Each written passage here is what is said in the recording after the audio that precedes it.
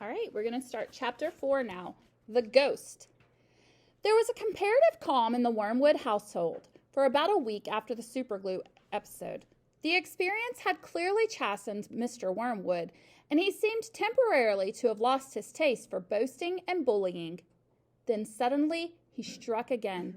Perhaps he'd had a bad day at the garage and had not sold enough crummy second-hand cars.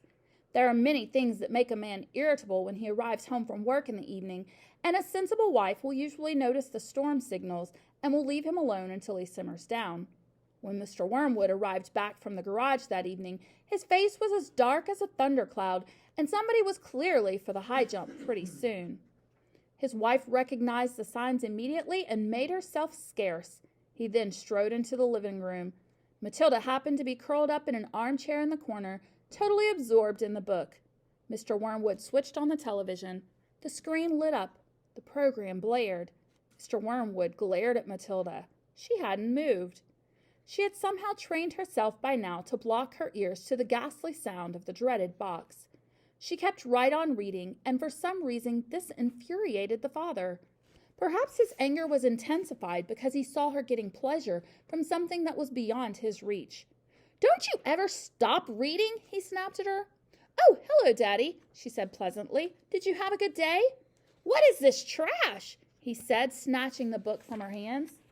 "It isn't trash, Daddy. It's lovely. It's called The Red Pony. It's by John Steinbeck, an American writer. Why don't you try it? You'll love it." "Filth," Mr. Wormwood said. "If it's by an American, it's certain to be filth. That's all they write about." "No, Daddy, it's beautiful. Honestly, it is. It's about—" "I don't want to know what it's about," Mr. Wormwood barked. "I'm fed up with your reading anyway. Go and find yourself something useful to do." With frightening suddenness, he now began ripping the pages out of the book in handfuls and throwing them in the wastepaper basket. Matilda froze in horror. Her father kept going.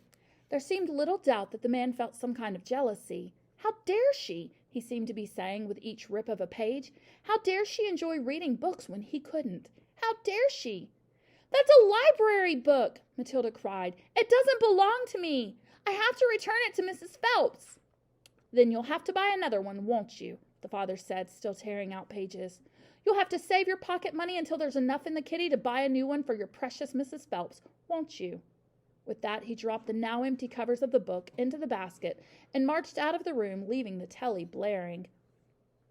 Most children in Matilda's place would have burst into floods of tears. She didn't do this.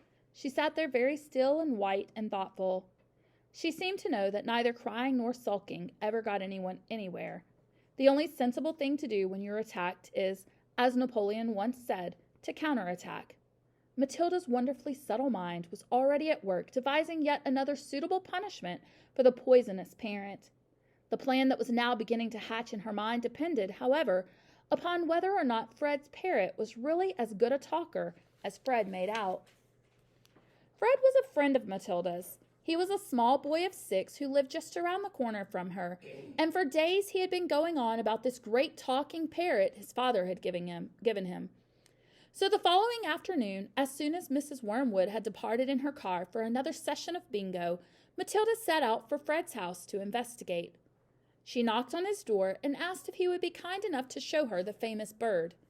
Fred was delighted and led her up to his bedroom, where a truly magnificent blue and yellow parrot sat in a tall cage.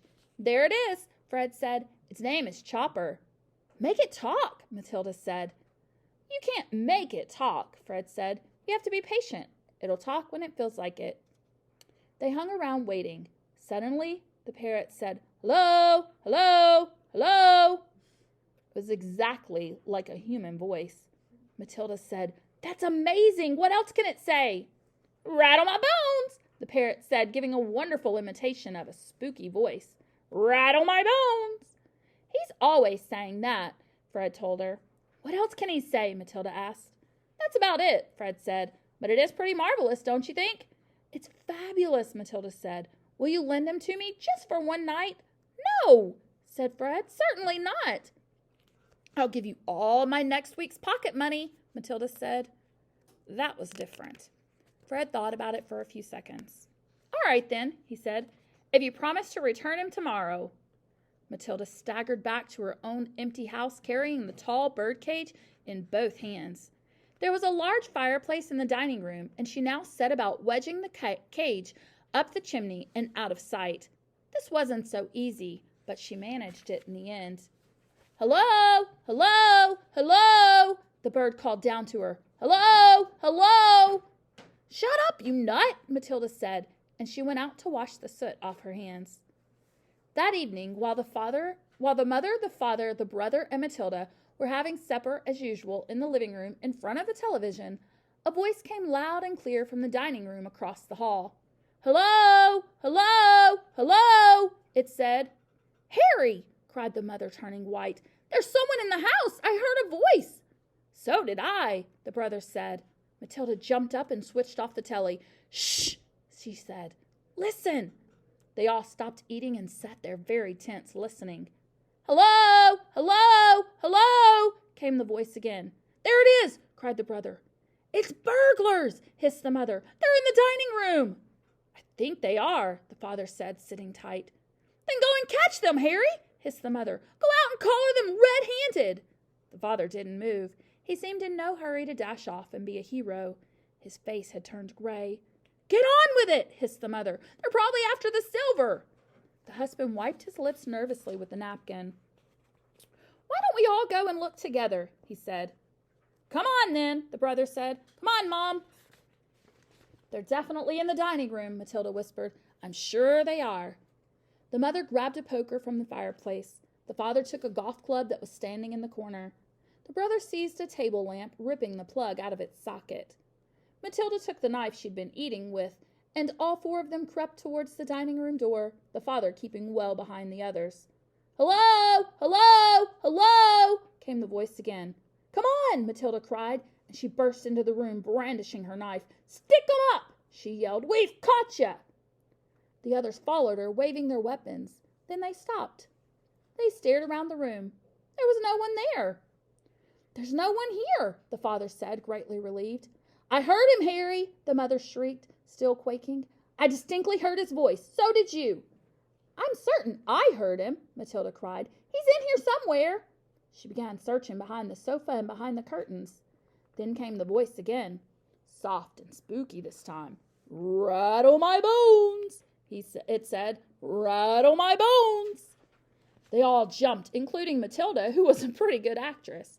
They stared around the room. There was still no one here. "It's a ghost," Matilda said.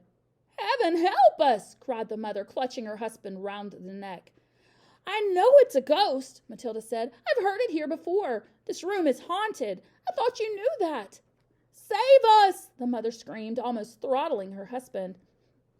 "I'm getting out of here," the father said, grayer than ever now. They all fled, slamming the door behind them. The next afternoon, Matilda managed to get a rather sooty and grumpy parrot down from the chimney and out of the house without being seen. She carried it through the back door and ran with it all the way to Fred's house. "Did it behave himself?" Fred asked her. "We had a lovely time with it," Matilda said. "My parents adored it."